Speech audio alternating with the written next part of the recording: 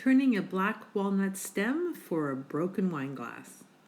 Hi, welcome back. Today I'm going to be working on this wine glass. The stem's been broken off and my friend Andrew asked me if I could fix it for him.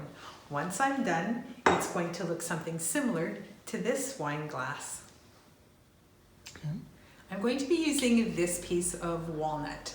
I've made a mark as to where the base is going to be. I'm going to cut it with the bandsaw, and then I'm going to make some longer pieces to make the stem.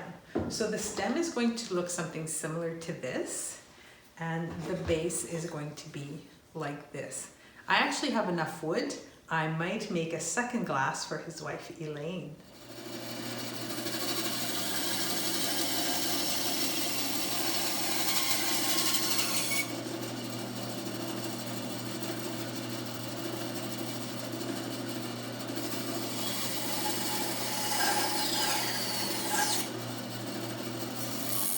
You should always wait until your bandsaw has stopped completely, and if there's pieces of wood left on the plate, just take them from the back. Never go at it from the front in case you accidentally turn the machine on. You don't want to approach the bandsaw going towards the blade. The base and the stem. The base will be attached with this chuck, and there's enough wood to make two bases, and the stem will be attached between centers using the live center and the spur. The piece for the stem is attached between centers. I'm going to turn it round and also turn a small foot so that it can be held in a chuck. Once it's in the chuck, I'll be able to drill a hole where the broken stem will fit in. Always make sure that you turn the piece of wood manually so that it doesn't interfere with the tool rest. And we're going to start.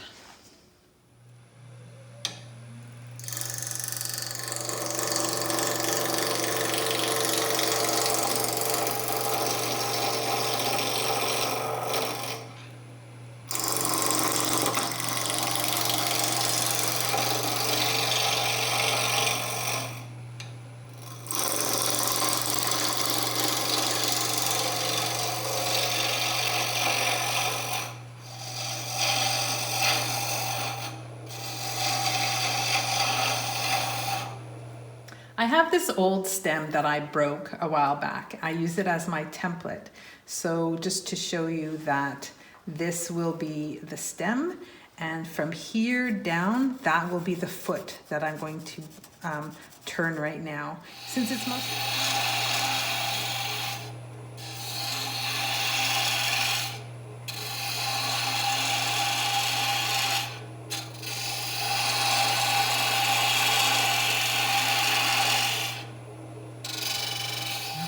When you do an end, it's always better to come in by the outside towards the end. If you go the other way, there's a tendency for the wood to chip and tear a little bit. So if you're able to, always come in from the outside just to get a much smoother edge. I have my basic shape. Now I'm going to remove it from between the two centers. This is a glass very similar to Andrew's, and because I don't want to break his, and I don't mind if I break this one, I'm using it as the demo. The tip where the stem was is almost the same size as this, so I'll be using this small piece, I can't think of the word, to drill a hole where this will eventually fit in. I'm going to be moving the footstock as close to, or the tailstock, as close to the piece of wood as possible. Firm it in, turn the lathe on, and this will actually move this piece into the wood. Here we go.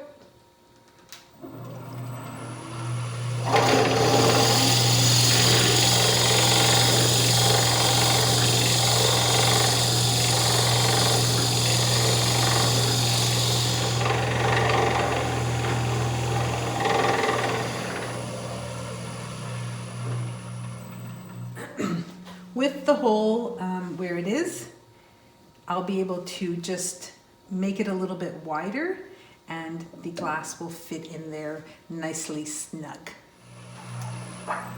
My girlfriend Christine says that I don't ride the bevel enough. So riding the bevel is making sure that when you're cutting into the wood with your gouge, that the bevel, which is this part here, is actually flush with the wood. So it gives a little bit of stability as well. You have your tool rest that holds it, and then leaning against the wood, your bevel will give you more support. I have a tendency to not do that, so don't follow my example. Listen to what I say, not necessarily what I do.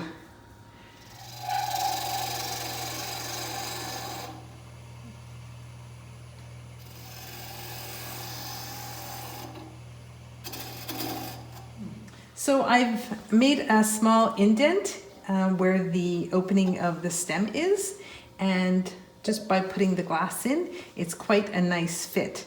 Now I will just pretty up the stem so it looks much better, but the inside of this right now looks pretty good. Okay. Good. A good thing Colin's here to make sure that things are running smoothly. I was using the demo glass and it was a good fit, but Andrew's glass has actually a longer stem and it's not quite such a good fit. So I'm just going to make a deeper indent. Thanks, Colin.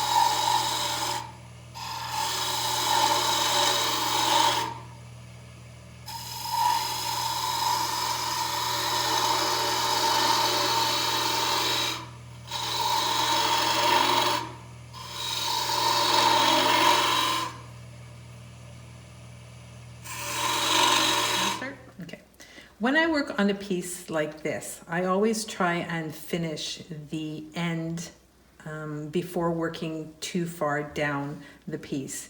It will give it, the more bulk there is at the bottom, the more stability there will be. If this was narrow all the way through and then I had to go back and work at the top again, there might be some chatter, fluctuation in the wood, which would make it very hard for a smooth finish. It wouldn't be comfortable turning, and you wouldn't have a nice finished piece.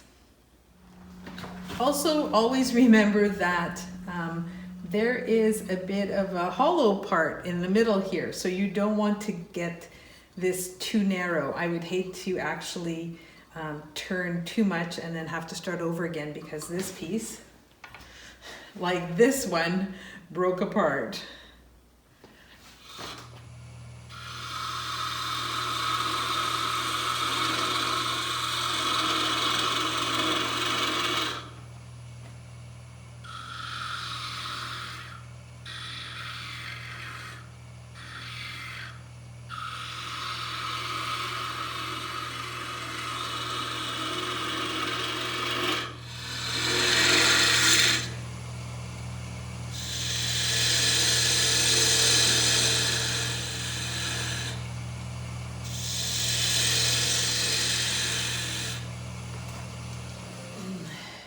I have the basic shape, and now because I love the smell of burning wood, I'm going to make a small burn mark in there. I'm using wire and just letting the friction burn it in. There you go. I have one burn mark here, but if I wanted to put a burn mark along the flat surface, it's really hard to do. I was told that I could use a piece of laminate. Here's just an example. I got it from the hardware store, and the friction from the edge of the laminate will burn in a mark. So let's give it a try. I've got it turning pretty fast, and if it doesn't work, there's still enough wood that I can just scrape it off.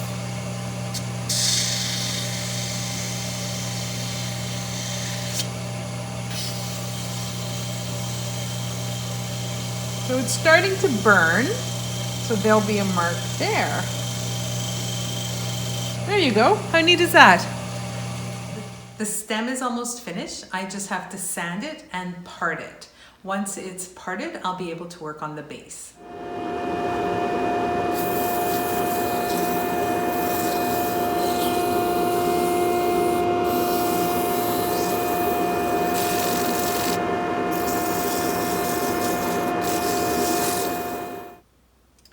The piece is sanded, and now I'm going to put a little bit of finish on it.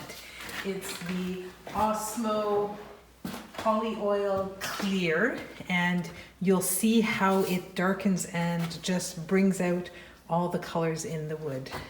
I'm going to turn it on slow just to apply it.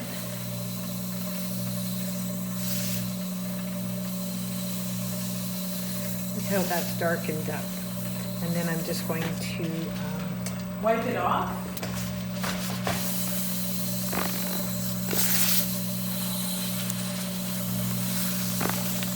And make it go a little bit faster to kind of buff it up.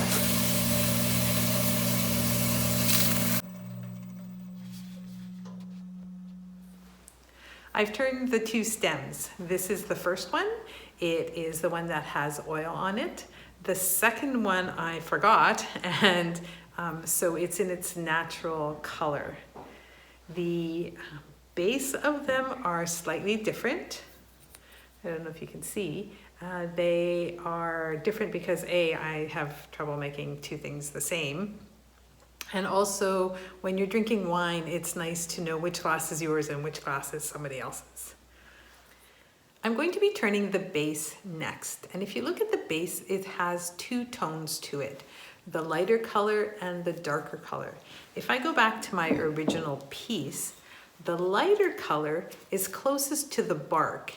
That would be called the sapwood. And as a tree matures, especially this black walnut tree, the center or the heartwood changes color and goes darker. That's what makes turning walnut really, really interesting. So it's going to be fun to see how this piece of wood turns out for the base. With my drill press and drill bit, I'm going to make an indent so that I can use this chuck to hold the base in place.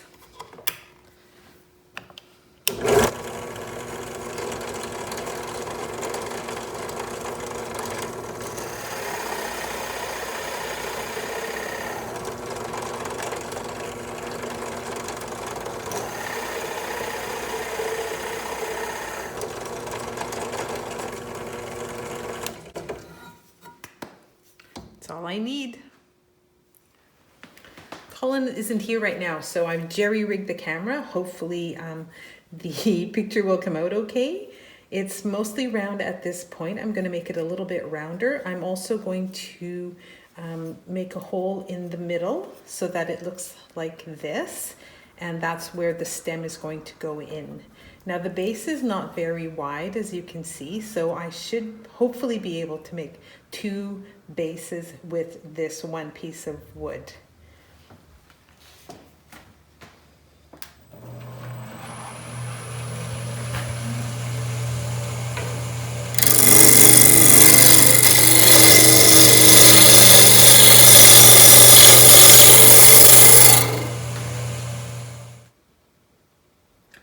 In the previous segment, I mentioned that if you have an end and you take the tool and go this way, you get a little bit of tear, and that's what I'm showing you right here.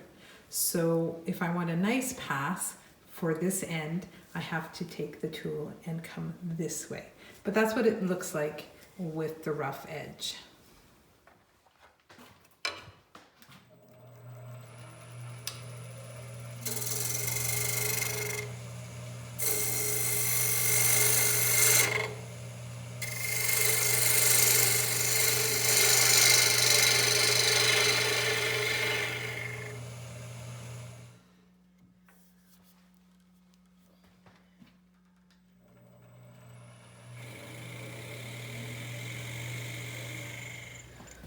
So the hole is just deep enough for the base to sit in.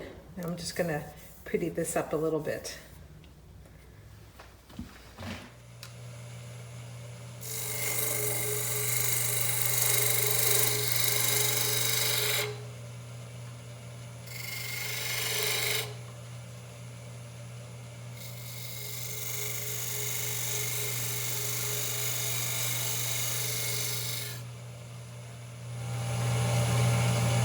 video is actually quite challenging. My face shield keeps fogging up. My garage is cold. It's unheated and it's winter outside. And also I can't use my lights, so I can't really see what's going on. For me to really see how things are, I would need to have the light, which would block the camera, and also there'd be a glare. But it looks like it's coming along. I have the basic shape. Now I'm just going to use my parting tool and start parting it off before I sand it. I raided my husband's tool chest and found these awesome calipers, which I'm going to use to measure the base of the glass stem.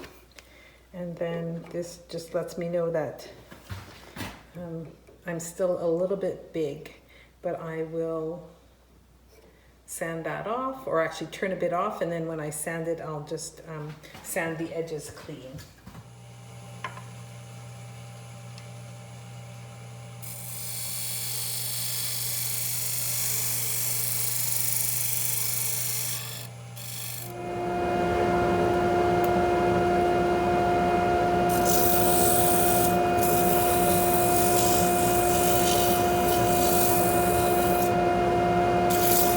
Don't forget to change your sandpaper often.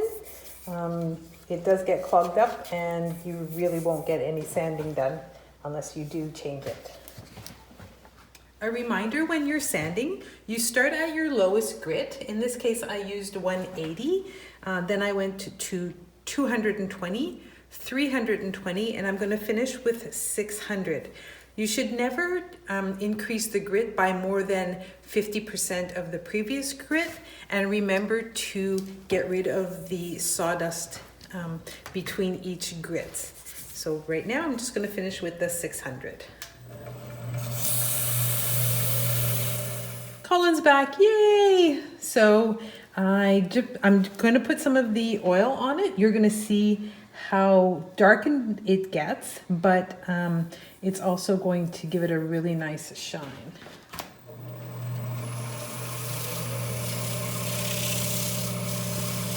So that's one coat. Just going to wipe some of it off. I'm going to part it. So using my parting tool again, I'm just going to cut through until the piece is separate, and then I'll show you how to assemble it. Ta-da! Don't they look pretty? But they're not finished. I just put them up like that to see how they would look once they're finished. They still need to be epoxied. I did put one coat of finish on the stem and the base, but they will need to dry for a day, get another coat done, and then the epoxy to put it all together. While I'm waiting for the finish to dry on Elaine and Andrew's glasses, I want to show you 4 of the glasses, or the styles that I've been doing. So this is the very first one. It worked out very well and I was pleased with it. This is a style that I did, and it's one piece.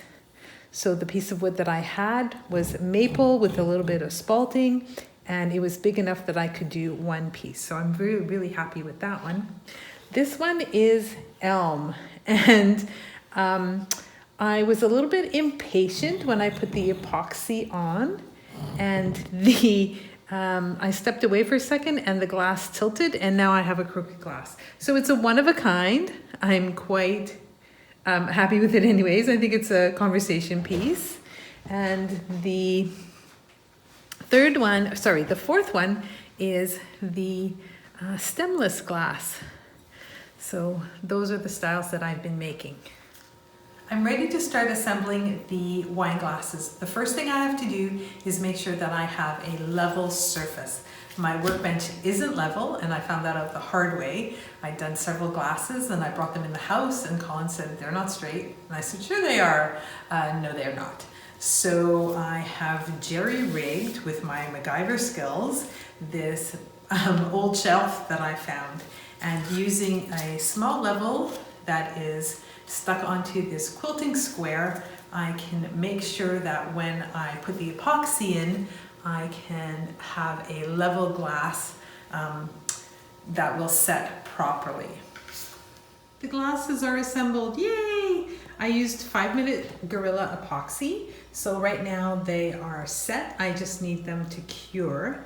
I'm going to use the super solvent to remove any fingerprints that I have on there from some of the epoxy that I may have had on my fingers. I used enough of the epoxy to have a good seal between the glass and the wood stem. That way when they get washed, water won't go in between the glass and the wood. And the level is perfectly in the center. So we have some really nice glasses. I can't wait to show them to you once they've been polished up. I would not use CA glue to adhere the glass to the wood. That's not recommended, which is why I use the epoxy, or you can use resin. And here are Elaine and Andrew's beautifully finished black walnut stemmed glasses. I hope they like them. And now for some fun stuff. This wine glass is made out of, I have no idea what it's made out of. Hey, start. Okay. Yes. I'm going to be using this piece of cedar. Are you looking at me or are you looking at the cedar? Looking at. You're not looking at anything. It's going to be, it's going to look really, it's going to look really, really pretty on the base. The piece of walnut that I'm using is, okay, let's start again. Get close. Too close over here. Are you afraid of getting close to me? Okay. Yes. This is the, oh, time to feed the dogs. Forget what it's called. Okay, stop. I'm having trouble finding my words. Cold water swimming does not improve my cognitive skills. Fine. No, because I like close-ups. Yeah, it zoomed in. Yeah, but zooming in makes it fuzzy. So get... Why are you afraid? This is for my sister. I could read my mind, love. What a tale my thoughts could tell. Okay, are you on? Yeah. I'm going to be using this piece of cedar. Okay, just stop. Here's a sample of some previous turnings that I've done. And if you have ideas for other things you'd like me to try, I am open to suggestions. Just let me know. Thank you for watching.